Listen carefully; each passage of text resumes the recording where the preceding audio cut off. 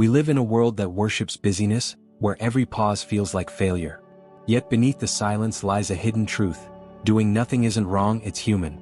This video uncovers why rest feels guilty, and how reclaiming stillness can transform your life, creativity, and self-worth. Chapter 1: The Silent Alarm, When Stillness Feels Like Failure. There's a strange moment we all know too well. You sit down, maybe after a long day, maybe in the middle of one. You're not working, not scrolling, not talking. You're just there. And suddenly it feels wrong. A quiet alarm goes off inside you. It whispers, "You should be doing something." Why does that happen? Why does stillness feel like failure?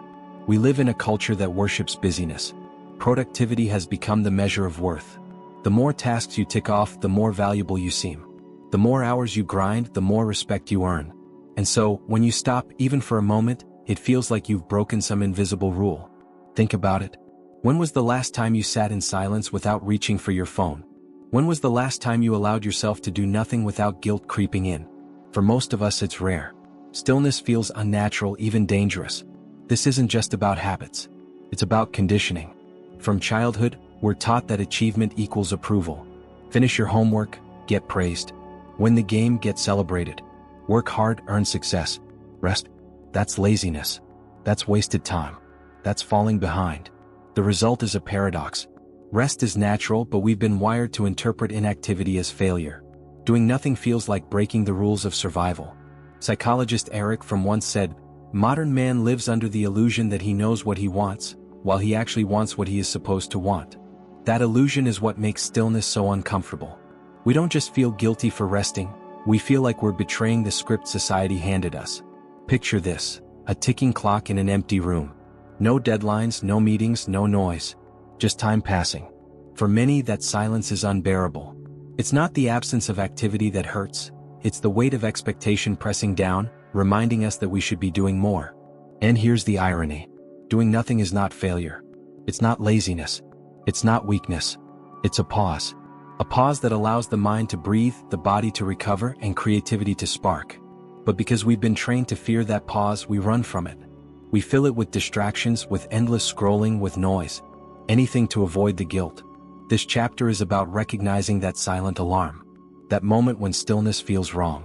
It's about naming it, seeing it, and realizing that it's not your fault. It's the culture you grew up in. It's the conditioning that shaped you. And once you see it, you can begin to question it. Now, before we go deeper, let me pause here and ask you something.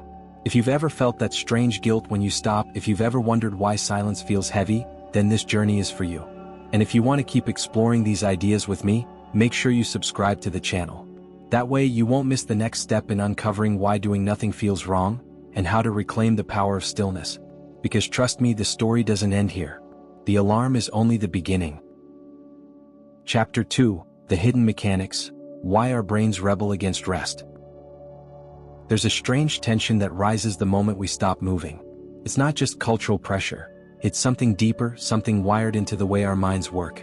When we sit in stillness, our brains don't simply relax. They start to itch. They whisper that something is missing, that we should be chasing, fixing, producing. This is the hidden machinery behind the guilt of doing nothing. Our brains are built for goals. From the earliest days of survival, humans needed to hunt, gather, build, protect. Every action had a purpose. Every pause carried risk. That wiring hasn't disappeared. Even now, when food is in the fridge and shelter is secure, the brain still craves direction. It wants progress. It wants movement. So when we stop, the mind interprets it as danger. It tells us, "You're falling behind." This is why unstructured time feels so uncomfortable. Without a clear task, the brain struggles to anchor itself. It spins, searching for meaning, and in that spinning comes anxiety. Doing nothing feels wrong because the brain is designed to resist emptiness. But there's more. Modern life has amplified this wiring. We live in a world of constant stimulation.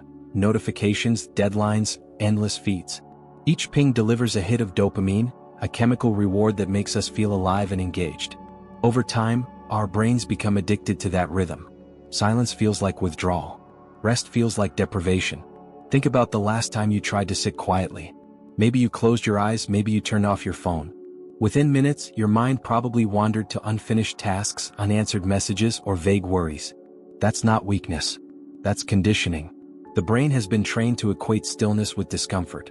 and society reinforces it. Productivity culture tells us that every moment must be optimized.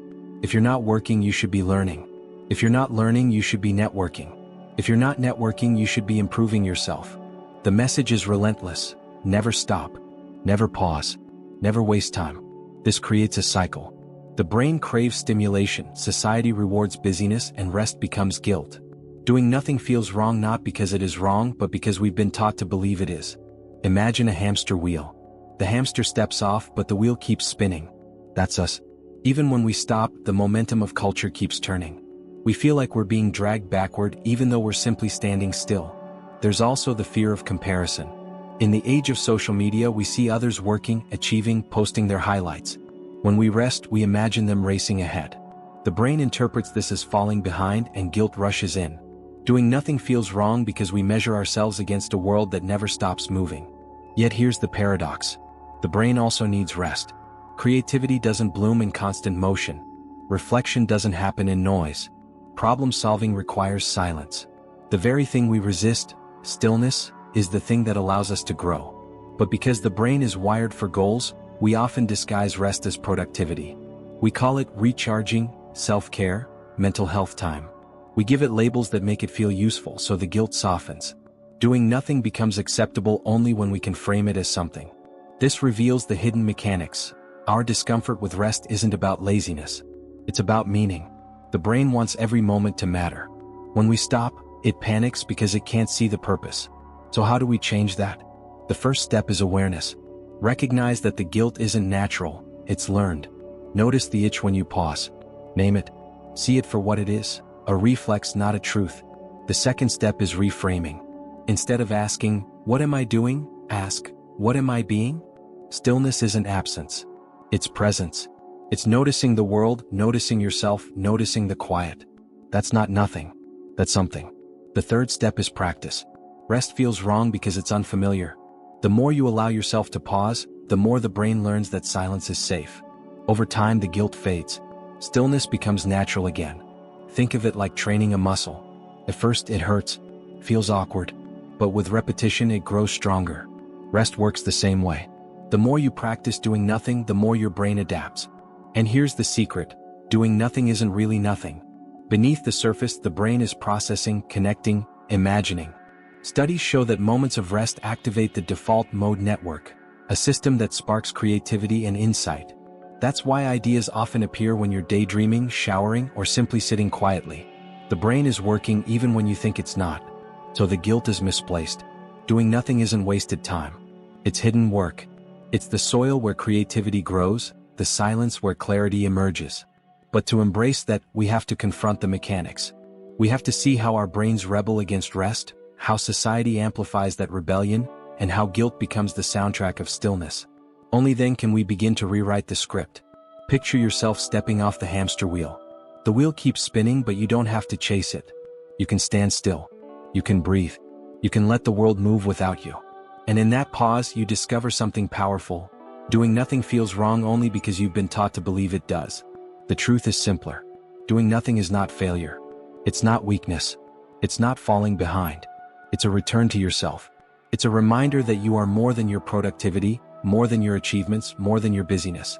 And once you see that, the guilt begins to dissolve. The silent alarm quiets. The itch fades. Stillness becomes not a threat, but a gift. Chapter 3: Reclaiming Stillness, Turning Nothing into Something. There's a quiet revolution waiting in the spaces we avoid. The moments of pause, the stretches of silence, the times when we feel guilty for doing nothing. Those are not wasted. They are the hidden ground where something deeper grows. To reclaim stillness is to reclaim a part of ourselves that has been buried under noise, deadlines, and endless motion. We've seen how culture conditions us to equate busyness with worth. We've seen how the brain rebels against rest, craving stimulation and goals. But now comes the most important step. Learning to see stillness not as absence but as presence. Doing nothing is not nothing. It is a different kind of something, one that carries its own power. Think about music. A song is not just notes, it is also pauses.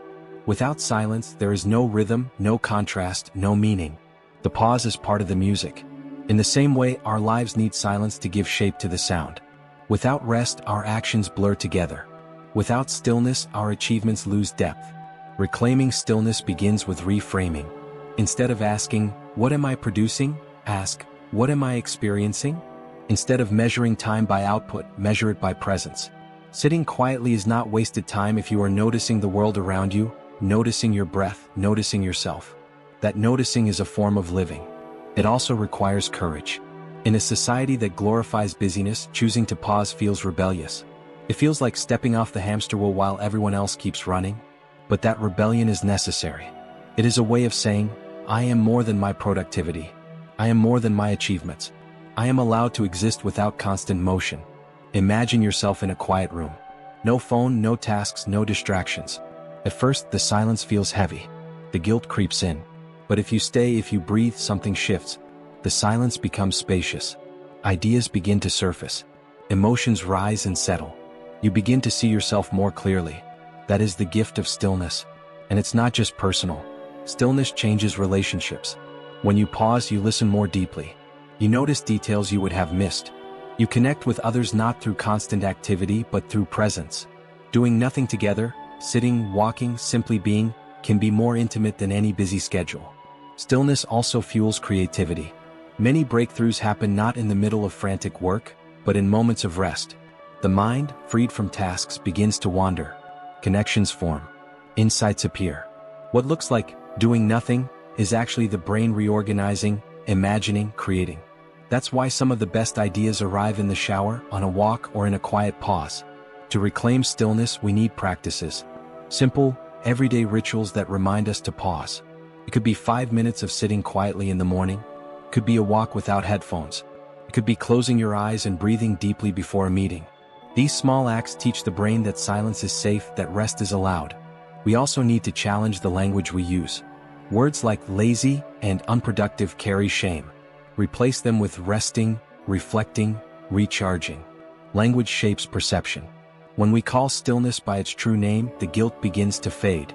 Another step is to notice the hidden work of rest. When you pause, your body heals. Your mind processes. Your emotions settle. None of this is visible, but all of it is real. Doing nothing is not empty. It is invisible labor, the kind that sustains everything else. There's a deeper layer too. Stillness connects us to something beyond productivity. It reminds us of our humanity. We are not machines. We are not designed to run endlessly. We are living beings, meant to breathe, to notice, to feel. Rest is not a flaw in the system. It is the essence of being alive. Reclaiming stillness also means resisting comparison. Others may keep running, posting, achieving. That's their path. Yours can include pauses. Yours can include silence. The wheel may keep spinning, but you don't have to chase it.